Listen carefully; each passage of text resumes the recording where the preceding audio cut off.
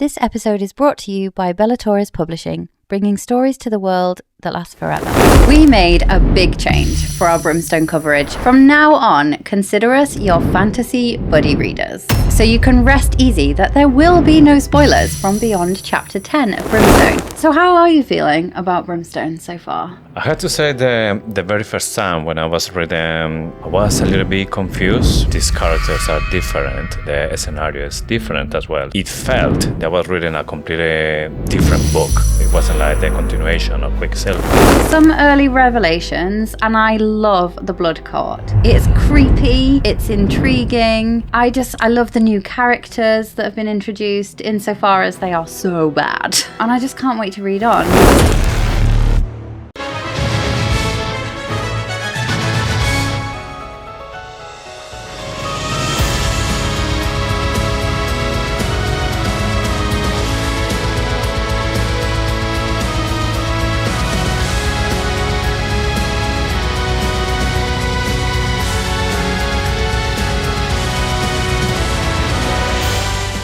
Hello and welcome to Faithfully Fantasy, the husband and wife podcast talking all things Brimstone. I'm JC. And I'm Sean. And today we're starting our read-along of Brimstone with a prologue to chapter 10. And just heads up, we might use strong language and explore adult themes. We made a big change for our Brimstone coverage, so you can rest easy that there will be no spoilers from beyond chapter 10 of Brimstone. From now on, consider us your fantasy buddy readers. And before we start, quick reminder, if you want early access to our episodes, bonus content every month, and no annoying ads like this one, you can have all of this by becoming a supporter. You can try it for free now and cancel anytime. For the best deal, visit faithfullyfantasy.com or simply subscribe on Spotify or Apple Podcasts for instant access. Don't miss out and become part of our community. Also, if you're enjoying the show, please take a second to rate us wherever you're listening. Spotify, Apple Podcasts, YouTube, all of it. It helps more fantasy lovers find us, and it's one of the easiest ways to support what we do. A quick tap and you've made our day. So, without further ado, shall we take a quick run through our new format and give you all a look at how we're going to do things? First, we will have Wait, What Just Happened? A segment where we give you a speedy recap of what happened in the chapters we've read this week. Next up, we will have Confirm, Curse, or Completely Unhinged. A run through our previous theories and predictions to see if we actually got anything right. Then we will go to Screaming, Crying, Throwing God Swords, where we'll just have a good old chat about what we like, what we're struggling with, and how we're feeling about the book. After that, we will flip the pages of the Oracle's Notebook, where we run through a few of our theories and the hope that we get at least something right before the end of the book. And as we did in the last season, we will end on questions from the Quicksilver, where we listen hard to the ethereal whispers of the Quicksilver and dig deep into our souls for the answer. Okay then, for the first time this series, let's dive into Wait, what just happened? A quick warning. This week's episode is heavy on the drama, heavy on the dead stock, and heavy on the decapitations. So, do you remember where we left off? So we end with Sarah's being the new queen of Sanus Wrath. Yes. So we find ourselves in Amontreath, and Kingfisher is prowling the castle like a moody goth cat, and casually offs a feeder, but don't worry, this one really wanted to die. Carrion and Kingfisher team up to rescue Onyx. Fisher's been holding out on us, and he has healing magic. Not anymore though.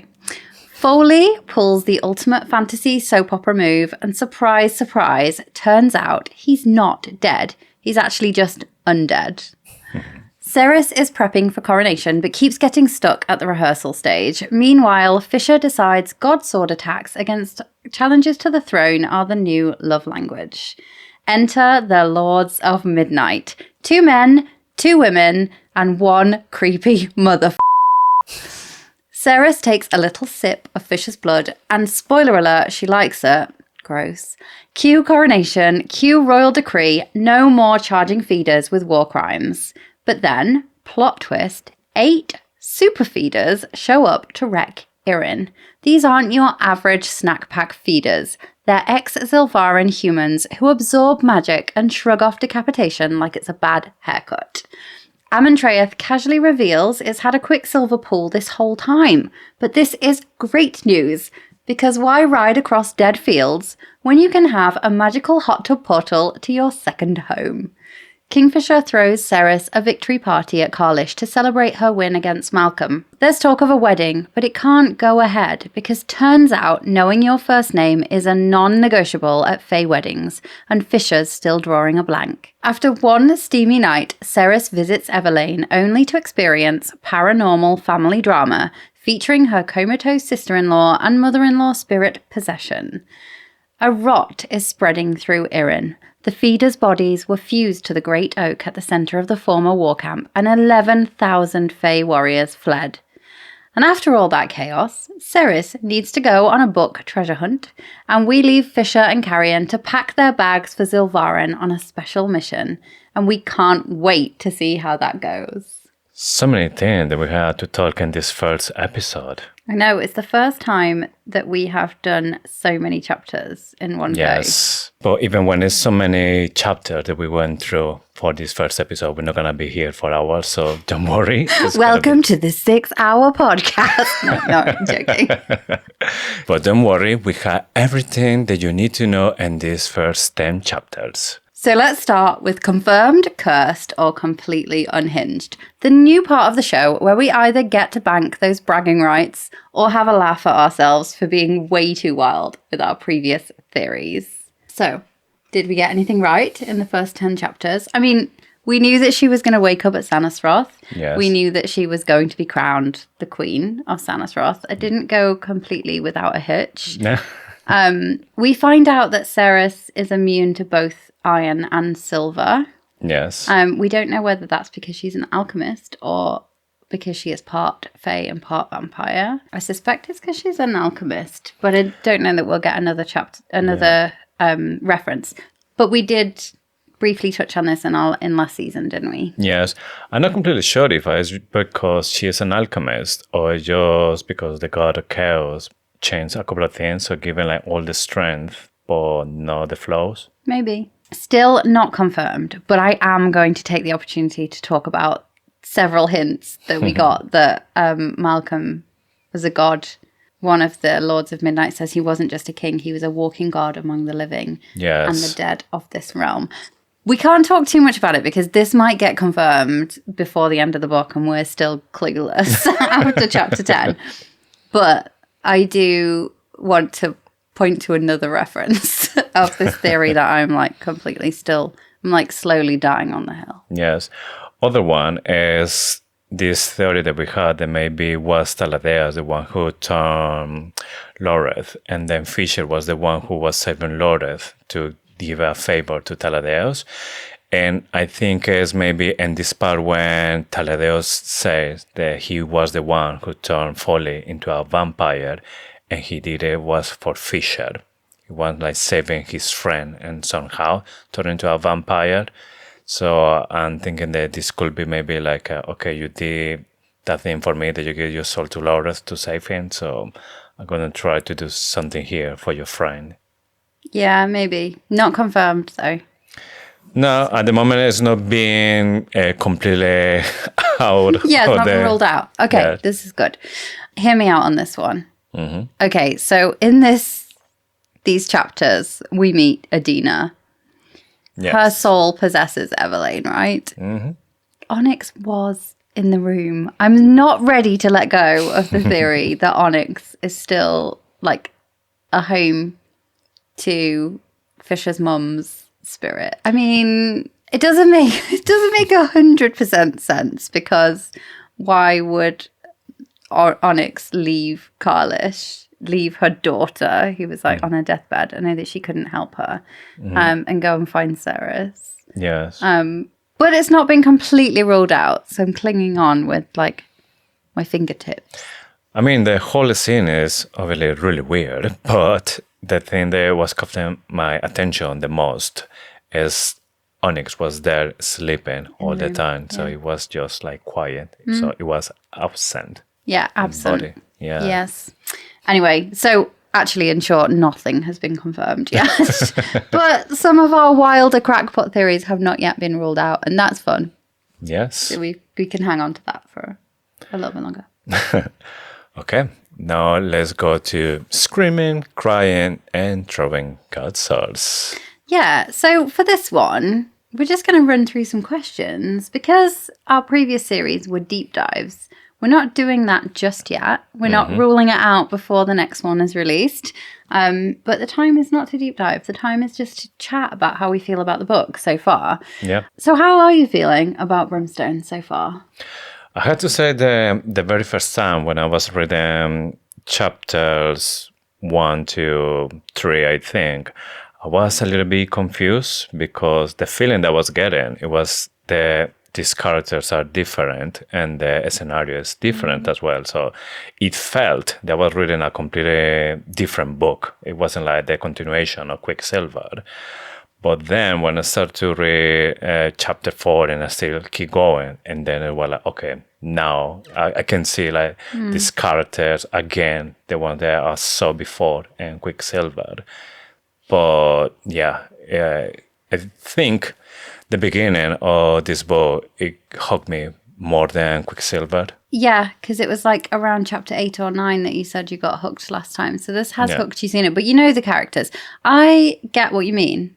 And we have a follow-up question a little bit towards the end of this section around what we're struggling with or what you might be struggling with. So I'll go into it there. But like my first reflections are like I've laughed out loud, I have gasped, I have cringed, Yeah. so I'm like feeling all the feels. Like I've been scared, Yes. like quite scared actually. I'm like off the back of reading my first horror romantasy, and it like I'm now like feeling a bit more comfortable being uncomfortable. I like things like it's quite funny, isn't it? The teeth plinking down the stairs, like plink, plink, plink, plink. It's just a bit funny. Some early revelations, and I love the blood court. It's creepy. It's intriguing. I love the new characters that have been introduced insofar as they are so bad. Like, I love them. Yeah. And I just can't wait to read on. So I get the things, and I'll kind of go into that a little bit later about the things I might be struggling with a little bit. But I am so desperate to read on. For me, the most interesting part about this whole season is that this is season 5 for us. But this is actually the first time that we don't know how this book is going to end. Yeah. Because we did something different in the very first season with Fort Wayne, that I was just reading chapter by chapter without not knowing what's going to happen next. I knew, though. You knew all the time, and with every single book that we had deep dive. And this one, we just are clueless. Yeah. And we still just like enjoying the full process that we can talk about it. And however, we still don't know what's going to happen half of the book. Or I can't wait to find out, though. So we need to like just chain these episodes.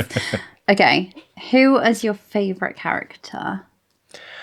I had to say Taladeo surprised me really with the superpower that he has. I wasn't expecting that he would have such a power that just be able to control liquids and just kill so easily. Like, Yeah, it's really cool. yeah. It reminds me of a book that I read recently that I would just everyone go out and buy this book. The Irresistible Urge to Fall for Your Enemy. I mean, it doesn't look like much when you look at it, but it is so good. It's really funny. And one of the main characters has very similar power.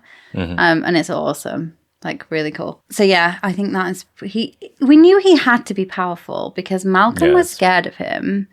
And I think that you don't think he was scared of him, do you? I do. I think Malcolm was more scared of the other Lord of the Night, how's it called? The Hazrat. The Hatracks. Is it called the Hazrat? Hatracks? Hatrack. Hatracks, something like that. But that's the one who wasn't betrothed to Malcolm, so he could do whatever he wants.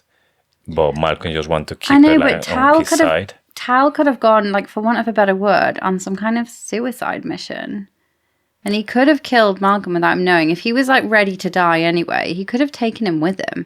He could have like burst him from the inside out. We know that kills vampires because it killed the vampires in the throne room. But I was thinking about it as well. But the thing is that probably Malcolm made him swear that he will never do something against him. Yeah, but he would will die before something like this happened. On the same way that he can't tell anything to, like, for example, Fisher about the stuff that Malcolm doesn't want. He would have died anyway. So the oath that... No, that's what I mean. Just the fact that he wants to do it. He won't be, like, physically not be able to do it. You like, can't thinking about it or just try to do it. To kill me. He won't be able to do it. Yeah, that would mean Malcolm was very clever, though. Yeah. He obviously was a bit clever, wasn't he? So my favourite character... I've got too many. I can't choose. Like, bits I really enjoyed. Exorcist-style Adina. Although she was, like, struggling to communicate that well. Sidney must be rubbish on the other side. Yeah. She's, like, standing on a stool to try and communicate next to the window. The shoulders and numeral. Yeah. Obviously love all of the Lords of Midnight. They're, like... we can talk about those soon anyway. But I really liked, something I really enjoyed was Ren and Kingfisher's relationship, especially in chapter 8. I would include Loreth in that too because they have some like quite good banter in the map tent. But the bit between Kingfisher and Ren around breakfast and that he's in love with Ceres, and that turned a corner with me because I was struggling a little bit with Kingfisher's character at the beginning, and that made me turn the corner.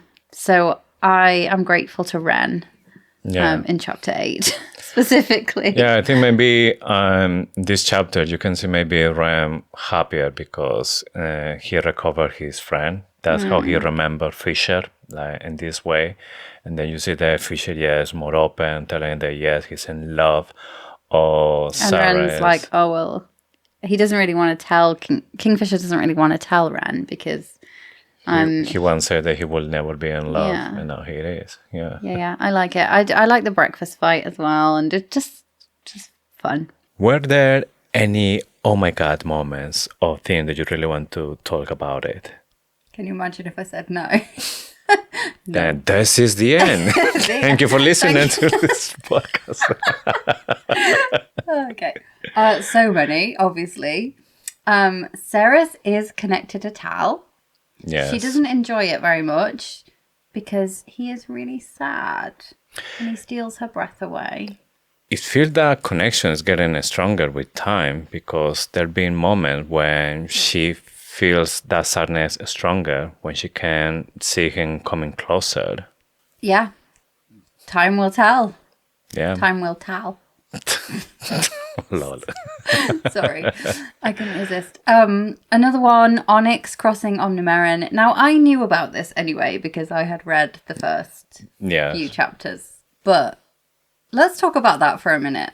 Every time Onyx sees Ceres for the first time after like maybe a few hours, super excited to see her. Like, he thought that he would never see her again.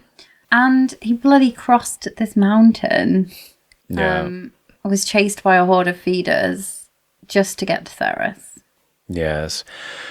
For me, there's two questions that come to my mind when I was reading all of this. And there was like, first, why? And then, how? Because I get the feeling that Onyx is really clever. That's why we think there is a fae inside this little fox. So I can imagine that maybe he's listening to all the conversation that's going on in college.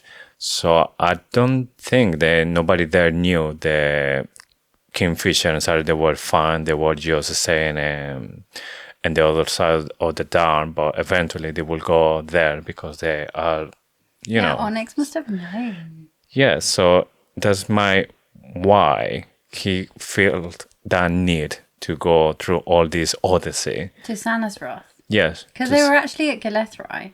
Yeah. And that is one thing. The other one is how. So, why? Yeah. Because Onyx is still housing the spirit of Kingfisher's mother, and she saw it happen. She saw that she was at Sanosroth. She saw the need for healing. She saw, because she told Fisher years and years and years ago that he would have just enough when he needed it. Yes, but then is it anything happened there relevant? If our Onyx wouldn't be there, things would be completely different in the story. Apart or just waste Kingfisher killing power. Oh yeah, that's really funny. Unless maybe that was the intention, reminder to Kingfisher that he has other magics that he needs to go through all of that. He has other magics. Like, what other magics does he have? Yeah. Does he have, like, some power to find things that are lost? Like, he'd be able to find this tiny book with the butterfly on. Yeah. Anyway, right. New characters. The biggest oh my gods moment of the whole thing was the Hazraks. The hat rack. Are we going to call it the hat rack? Because I really like that. It makes it less creepy. So, we meet the Lords of Midnight. We have got Zovena, Keeper of Missives, and weird potentially ex-girlfriend of Taladeus. Platonic love, something there. Yeah, both Lissy and Faye. We have Aerith, Keeper of Even Light, R.I.P. Aerith. He did not make it through. Tal, Keeper of Secrets.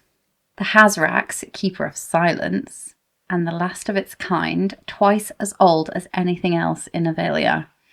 Not a fae, not a vampire. Just wants to watch. Creepy as shit. We have Algat, Keeper of Records. She is a former witch cast out by her own clan for meddling in dark magic. Looks the oldest, but is actually the youngest. So obviously had a very tough life. The dark magic didn't do anything for her youth. I wonder if it was actually her that attacked Loreth, but maybe we'll find out. She's kind of like Dane Atos with the memory rifling. She can violate people's memories, can't she?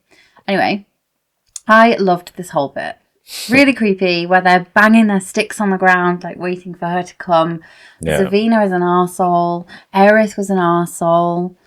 Algat is an arsehole. But I love the Hazraks. It's so creepy. It scares me. Yeah, at the moment we haven't seen anything about this creature. So I wonder if maybe later on they will have like a moment with Saras. Yeah, definitely because will. He is no, like I said before, he's no betrothed to Malcolm or the king of the vampires. He can just do whatever. So he's going to take her as a queen as well, or he will just do something else. Yeah, we need to do some research on the name Hazraks. Yes, and what does it mean that he just like watch what? Like, see the word burn. He's always in the Hall of Tears. Yes. Doesn't leave the room. Oh, it's so creepy. I love it. Maybe just feeling alone and nobody. And he's like with his massive teeth. It's like, yeah, he can't get friends because he looks so creepy. Yeah. But he feels alone. I think he's going to speak. I think he's going to speak to Ceres. Yeah, probably mentally. No. I had the feeling. Does he have a mouth or something? Yeah, it has a massive mouth with loads of teeth. Yeah, I'm not sure that he's able to communicate. I think it's going to talk. I think it's going to have a really funny voice in the audiobook. Maybe it doesn't speak because it's got like this squeaky voice and it's not scary, and it knows if it opens its mouth, nobody will be scared of it. It's going to be like one They're going of to be these like Alvin and the Chipmunks. Yeah, you know, there's a really good reel where like the voice doesn't match the face and they're singing in the bathroom, and then you think it's like this woman, but it's not. It's a man. Some biker or something like that. Yeah, like a Hell's Angels person singing Ave Maria in the shower. Memoirs of Luzbel. She loved him. She lost him. And he came back. But wasn't completely him. She feared him. She fought him. But she fell for him. Memoirs of Luzbel.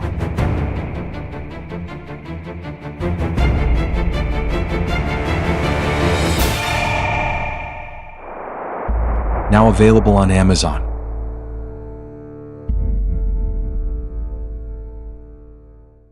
Okay, Tal's magic of manipulating all liquids. You talked about that already. That Yeah. did make me...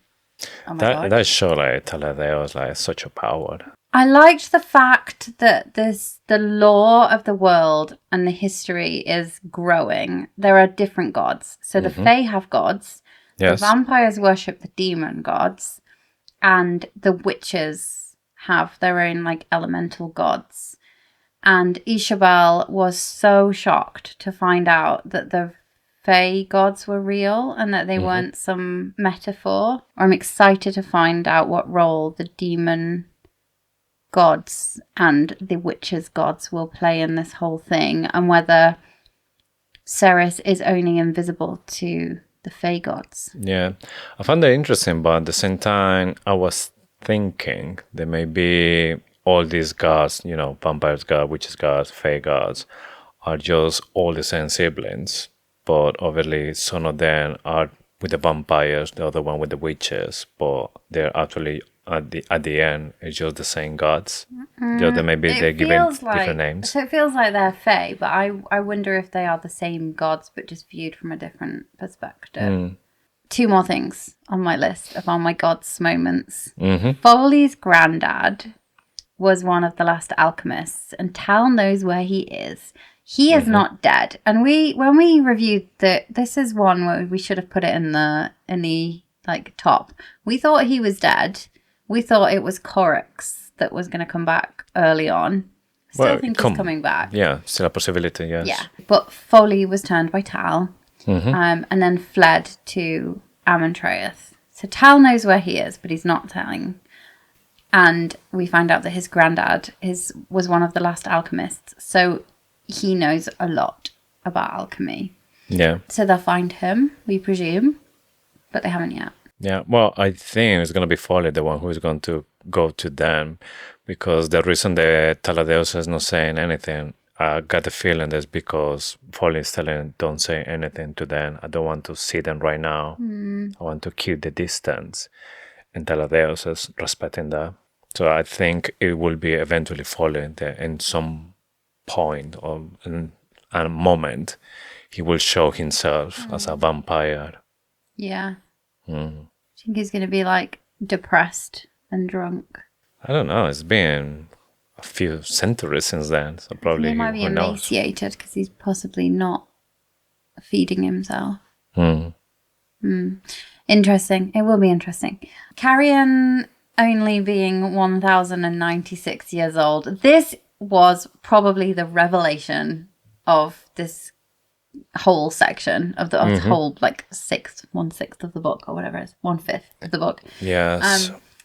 He went into the realm of gods.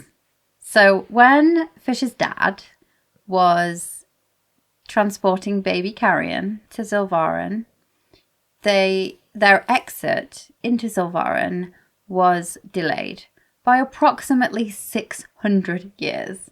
Carrion and Finran, Kingfisher's dad, were held in a place of the gods. They were missing, yeah. Time carried on in Evelia, but time stopped in Silvarin. That is Kingfisher's theory, and it's got to be right, isn't it? Otherwise, why would he have said it? So where were they, and which gods was it that interfered? I can't wait to find out. Yeah, so obviously Carrion has some deals with the gods as well. It's not just Cyrus or Fisher. But I'm not sure if it's because Carrion or because Finran. I think, Carrion doesn't know anything about it. Carrion just says, what do the gods want for me? Well, he was a baby when it happened. Yeah. So obviously he will have no clue. But then 700 years later, he just appeared in Silvarin. All doesn't really make sense, but I'm sure it will. Hopefully, by the end of this book, it will be like a clear explanation, because it's always this like timeline that when it's Finran involved or Kingfisher, it seems that it doesn't match. Yeah. So hopefully it's just because we don't have all the pieces yet, but little by little, we're getting that. And then the last one is the rot. Gross. Like, it's taking over the land. Blood is seeping out of the ground. This is just not where I thought this book was going so fast. I thought it, like, by chapter 10 is quite a decent chunk into the book, but still, like, so much has happened. So what were your oh my gods moments? Like I say, when I started reading this book until I didn't go to chapter 4, I wasn't completely hooked. But chapter 4 is when we see these super feeders, and we see this a feeder. They don't only feed from blood, they feed from magic as well. And I found that really like, wow, where these guys coming from.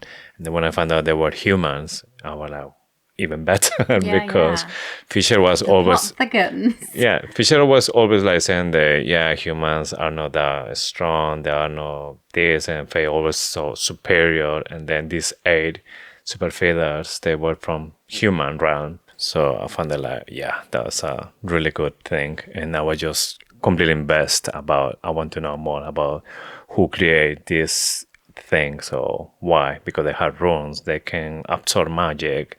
It's like so many questions that we generate from this. Also, for me, the vampires and the witches, they have different gods. I find they interesting. Yeah. We're like, okay, it's gonna be, like I said before, all are the same, or we're going to find out other gods from other realms, and it's gonna be, I don't know, something interesting to say, like who is right here.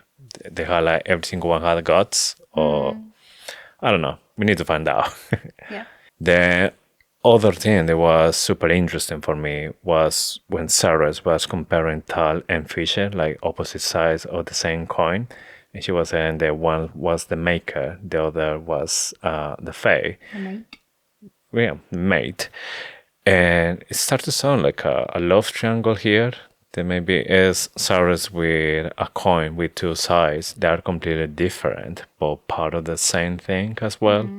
The other one that it was interesting was Dania chasing Carrion. And at the beginning, I didn't know how to take it, but to be honest, by the end, I started to feel like, actually, I see this too, like having something, you know? That's one of the things I'm struggling with. For me, I don't know. It's like they're so opposite, because she's always like so grumpy, so structured, like she's so, I don't know, logical. There's like not having fun at all. And Carrion is just, he would just want to have fun. He doesn't want responsibilities. He just want to like, live his life and enjoy himself. You put these two together and it's just like, they get a balance. What changed though? Now she's awful. Like, she hated him when he was a human, and now all of a sudden she thought he was attractive, but like she hated humans. Now all of a sudden she found out he's the rightful heir of Avelia, and she's all over him. Like, come here now. No, You're my type. I even want to say that Carrion's better than her, but I don't think he is in this book so far. Like, genuinely, I'm struggling a bit with Carrion. Like, he's funny, but he's also just like a bit stupid. He's coming out with the goods, isn't he? He's like, he realized that they were humans. He's suggesting they go to Sylvarin, so he is pulling stuff out of the bag, but he's just being a little bit of a knobhead. And like in the last book, he was really funny, really caring, really nice, and all of a sudden he's just like a bit weird. He doesn't feel like the Carrion that we left in Quicksilver yet. Yes, and I got the same feeling that in Quicksilver he was like all the time funny, and this chapter, he had his moments, but most of the time he's more like annoying. He's just like trying to push the boundaries, like just trying to, I don't know, be annoying with Fisher, be annoying with Cyrus. Like, he doesn't care about anything. He just being a pain is what he wants. Yeah, like how he feels. Yeah. Yes. I'm struggling a little bit with Carrion and the thought of Carrion and Danya. So I'm hoping that. Yeah. Well, for me, what it was funny as well was when Fisher said that he doesn't even want to think about the idea of these two having a baby. Yeah. It's like the world is just not ready for another Carrion, another Danya. Like, that's mega foreshadowing. Yes. And obviously, my last thing here is the road, but I'm convinced now that has to be a god's do it. It can't be a vampire or a witch or something else. I'm thinking there's one of those 7 gods, they made the rule Started the happen. rot in the first place. Yes. So the part that was struggling the most is when the 8 super feeders, they go to attack, and then everyone just go there to support, and everyone is against these monsters, and they can't kill them because they're like indestructible. But then, when everything is finished, these 8 super feeders, they manage to kill 114 Fae. And that's something that, on my mind, is like I can't picture it happening because they don't have superpowers.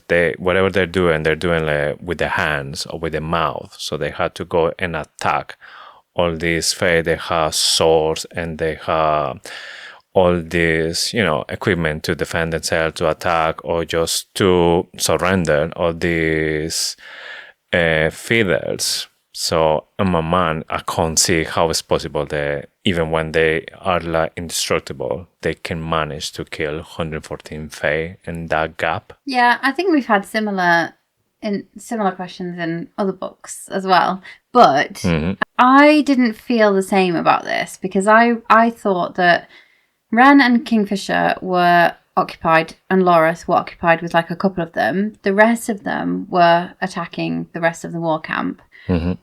We don't know what powers the other Fae warriors have. We suspect they have some birthright powers. We know that the feeders can like sap the power. The only reason they only took a bit of Ren and Kingfisher's powers was because they used a tiny bit against them at first. They were like kind of testing their power against them. What if the other warriors just threw everything they had and they didn't realize that they were sucking the power out? And basically these feeders took all the power of all the Fae and just wiped them all out. Like, I just assumed that was what was going on in the background. It's also not just the feeders that is causing the problem, is it? It's the rot. Yes. And we find out later that the rot infects the Fae. And then when that Fae dies, it spreads into more ground and it like just spreads really far. So I don't think it is just the 8 feeders that killed the 114. I think it's a combination. Yeah. The feeders and the rot that's starting to spread, and also the fact that they stole the power. So I didn't struggle as much with that part. For me, it was a little bit like, okay, I can't picture it. I know that all of this has to be built to say how powerful, how dangerous are these new feathers. But at the same time, I was like, okay, either I need more details about this fight, how it happens, or reduce the number of dead people. I think 114 is a really significant number because that was the chapter title as well. I think that number. Well, yeah. Otherwise, it will be 74. Yeah. There will be 74. I feel... You've got to know what I mean. Like, I don't think it... There has a double meaning or something. I think so. Normally her chapter titles do have double meanings. Yes. Okay, anything else? Yes, there was another thing that I didn't know if I didn't understand it completely. But you know the oath that Cyrus had with Fisher, at least from the time from Quicksilver, she said that oath doesn't exist anymore from the moment that she died. So I missed this, but he frees her from her oath. He frees her from the oath when he writes the letter.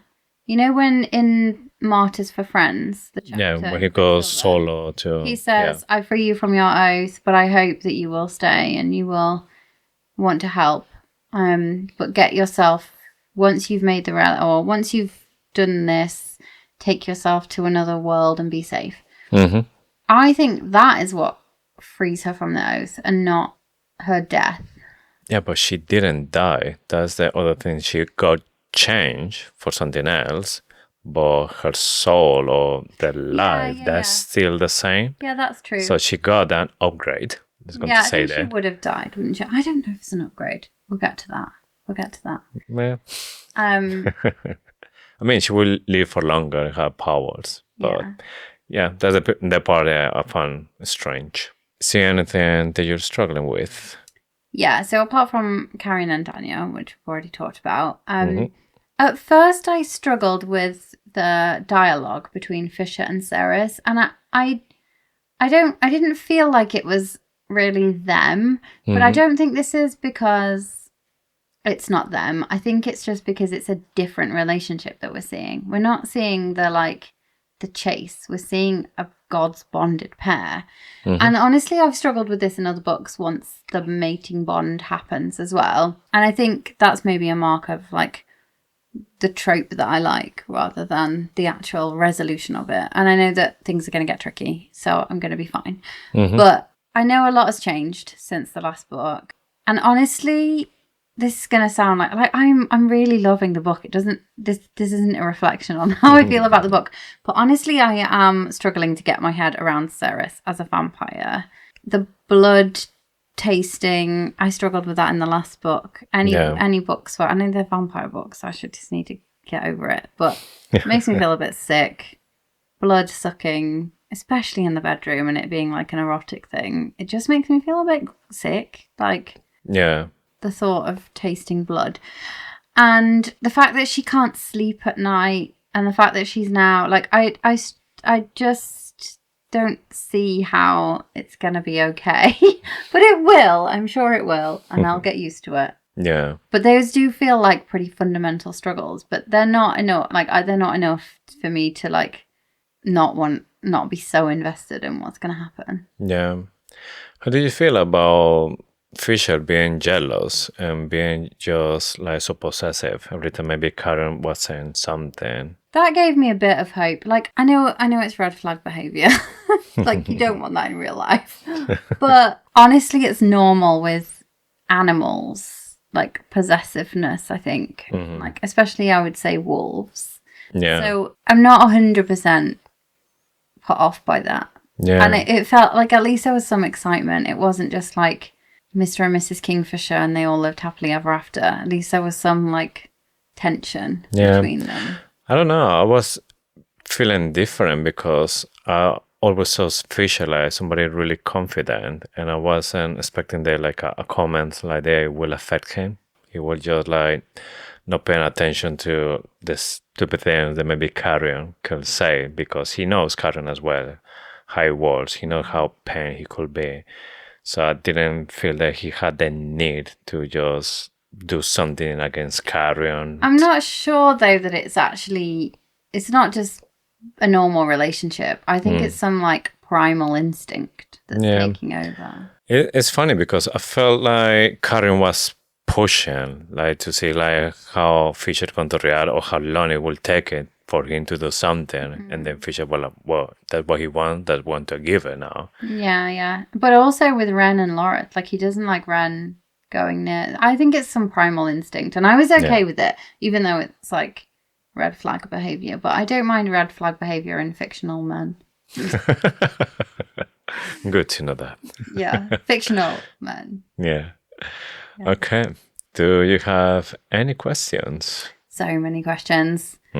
One bit that really jumped out to me, why is Carrion hanging around Amontraeth? Kingfisher asks him right at the beginning, why are you hanging around here? And he's like, oh, I have my reasons. What reasons, Carrion Swift? Some reasons. I'm not going to attempt to answer it now because like I've got so many questions. But why does Carrion care so much about Onyx? And why does Onyx not care about Carrion? So Carrion was looking out the window and saw Onyx and was like, shit. I don't think it's just that he cares about Cerys. I think he also cares about Onyx because remember, like randomly, he was looking for Onyx in Quicksilver. He was like, oh, I just came in here looking for Onyx and look what I found. Yeah. Like, why is Ren so judgmental about people's breakfast choices? He's like, what kind of a male skips the bacon and goes straight for the pastries? And then Kingfisher's like, blame Evelyn. Yeah. And then Ren's like, oh, I'm not going to blame that beautiful lady for anything. Anyway. And also, what do the sheep herders in the foothills of the Shallow Mountains have to gossip about? Yeah, how Fisher know that? Yeah. That's something that I was thinking as well. Like, is this relevant? Something that will come back? I loved chapter 8. I just loved the conversation between them. But Kingfisher, just to jog people's memory if they don't remember this bit, Ren's probing Fisher about whether he loves Ceres, and Kingfisher says, I'm not going to gossip about my love life with you. You sound like one of the sheep herders in the foothills of the Shallow Mountains. Apparently they're gossiping all the time. What are they gossiping about? Anything. They're bored. Them. Maybe if they need like information or something Yeah. about the local. Maybe they know Kingfisher's name. Yes. What is Kingfisher? Like, how are they going to find out about Kingfisher's name? Because I do know we're going to find out. Sure we are. Oh, yeah. I would be surprised if we don't find out the name of him Yeah. in this. Maybe it's in this butterfly book. Yeah. Or maybe that we meet Kingfisher's dad. Because he would know it. Elroy. Yeah, him. I'm feeling so unconfident about our theories. Somebody said to me the other day, you got one right. I was like, oh, great. Okay, one. Hopefully it's bigger. And then someone else said, can't wait to see how much you were right about and how much you were wrong. Yeah, thanks for the confidence. Yeah, but they finished reading it. Yeah. So they know. It's not confidence at all. It's like fact. Knowledge. Yeah. Do you have any questions? Yes, so 2. First one is Edina's told to Fisher that he has more powers and they will appear in the right moment. And I wonder how many powers it will have and which one it will be. If there's like a limit or something, or it will be completely random, like this healing power that he had for a few minutes. And the other one that caught my attention as well is, why is Fisher bigger now? What he's been doing? Because when Sarah's wake up, she said that he looks taller and like broad or like wider. So he's been Was he glamoring himself? training, but you can't train to be taller. So Was he glamoring himself, maybe? is that not Fisher? That way it's so strange. Dun, dun, dun. Where is Fisher? Yeah. It's one of the gods. No, I don't think that's anything. I think she's just like, oh, all of a sudden I'm noticing how big he is. Big and strong he is. It's weird because I thought she would say he doesn't look as tall as before, but it's because she is taller, because now she's a fae. So I thought that would be like the reference, but it was completely opposite. He looks bigger and like wider. Something curious. Yeah.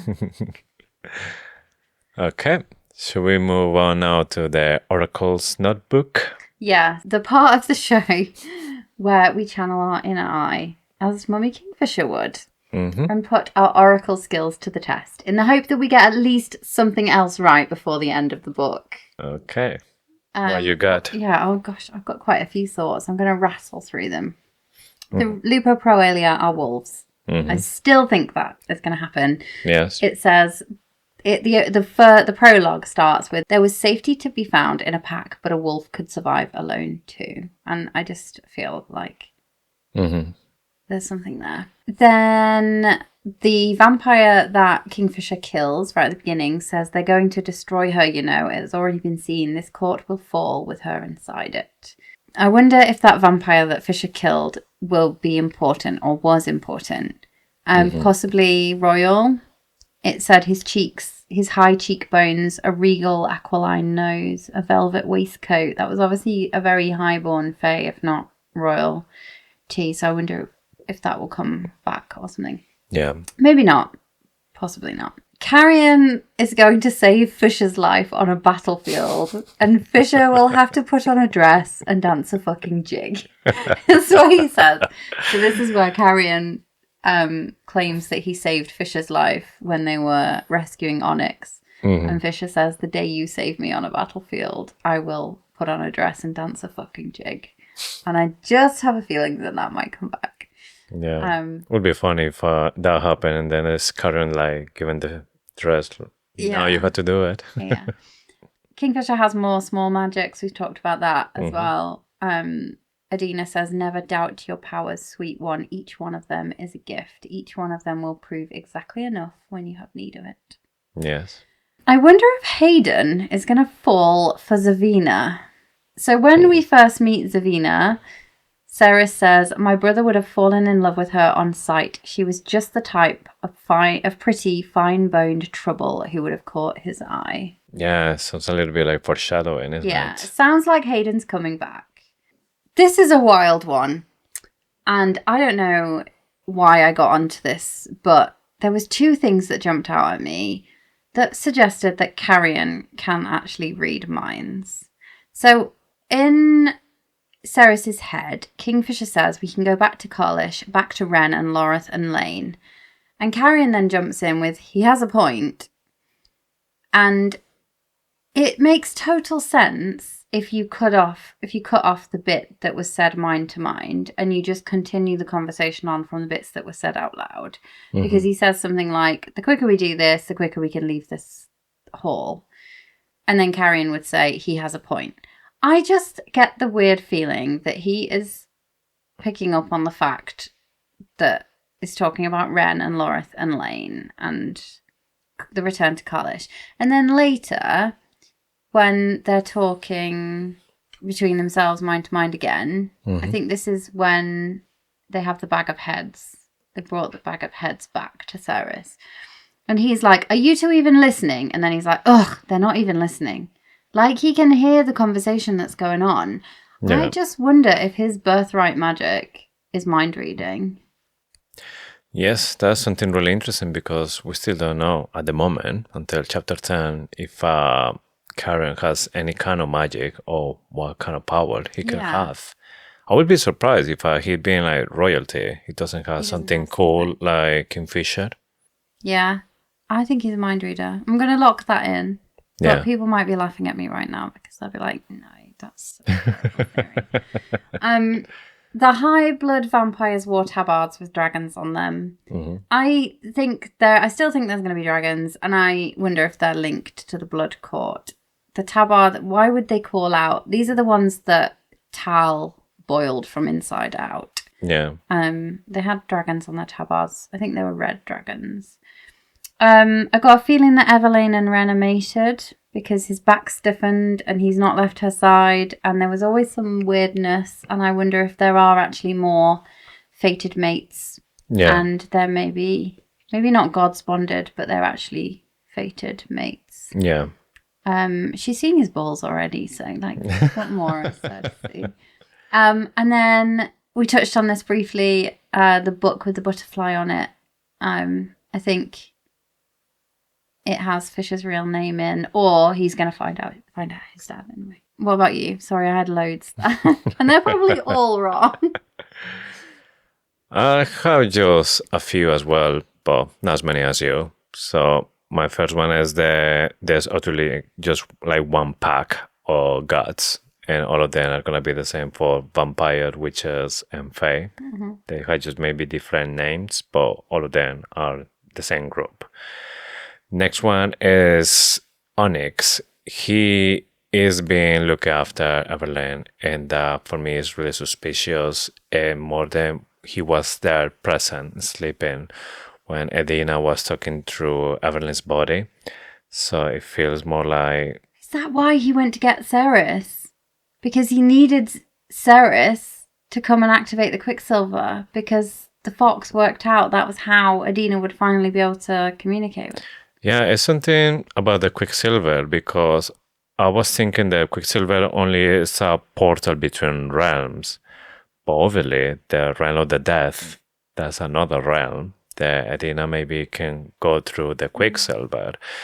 So that's why I'm not sure if maybe the Fox was there waiting for her, like getting ready, meditating or something. And then when the Quicksilver was meditating. Yeah. Sorry. Hey, it's my theory. Respect. And then when the Quicksilver from the Ring started to talk to Ceres, it was like, yeah, that's going to be the trigger for everything to start. So that's one thing. And other one that I'm thinking that it might happen is that when Fisher and Karen go to Severin and their special mission. They're going to look for Hayden, but also they're going to find out Elroy, and then Fisher is going to recognize that man. I don't know if it's going to be Daddy or something else, but I think that's where we're going to find out who actually Elroy is. Yeah. Yeah. Cool. I mean, this feels really weird. I don't mind throwing unhinged theories out into the universe when nobody else knows what's going to happen. But there are so many people, especially like I think a lot of people that actually listen have already read the book. Yeah. So be kind to us because we haven't read beyond chapter 10. So sticking with the theme of precognition, let's take a quick look at the chapters that we're going to cover next week. We're not actually going to say the names. Normally we would say the names, but we're not going to because we don't want to spoil anything for people that haven't read them yet. Yes, so we're going to say just the numbers. For next week, we're going to be talking about chapters 11 to 20. And now, let's go to questions from the Quicksilver. This is the part of the show where we listen hard to the ethereal whispers of the Quicksilver and dig deep into our souls for the answer. So our first question, and we don't have one from last week. If by a sudden twist of fate you became the king or queen of a vampire kingdom, what would be your first law? We know Sarah's is to like ban people from... Yes, so again, a bunch of suckers. Yeah, ban people from commanding their feeders to attack. And with that, that's all we've got time for this week. Don't forget to follow us on Instagram or TikTok at FaithfullyFantasyPod. Come and join the conversation. We'd love to hear from you, but please don't put spoilers in the comments until we finish the rest of the season. I'm going to be really careful with what we look at in the meantime, but please comment with spoiler-free how you feel about the book. Yes, and with this, we have just one more thing to say. Thank you for listening to Faithfully Fantasy, the husband and wife podcast talking all things Brimstone. We'll see you next week for our read-along of chapters 11 to 20, and of course for more Faithfully Fantasy. Bye!